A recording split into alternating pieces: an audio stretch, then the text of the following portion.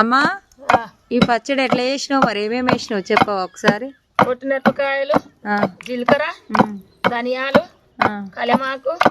మంచిగా నిప్పుల మీద వేసుకొని పక్క పెట్టుకొని నూనె పోసుకొని గోంగూర వేసుకొని ఉల్లిపాయ ఉల్లిగడ్డ వేసుకొని మెత్తగా దంచుకొని వేసుకోవాలి ఉప్పు వేయవా ఉప్పు వేసుకోవాలి ఇక గారు కూడా చెప్తాను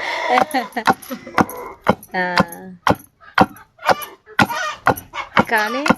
మా అమ్మ అయితే ఈ గోంగూర పచ్చడి చేస్తే మస్తు ఇష్టం మా మాటలు వినబడుతున్నాయో లేదో తెలియదు కోళ్ళ సౌండ్ అయితే బాగా అవుతున్నాయి అనమాట బాగుందమ్మా కానీ మీరు ఎట్లా చేసుకుంటారో కామెంట్ చేయండి అబ్బా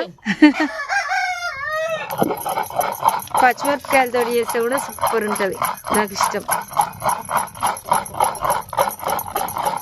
అదిరింది రా అబ్బా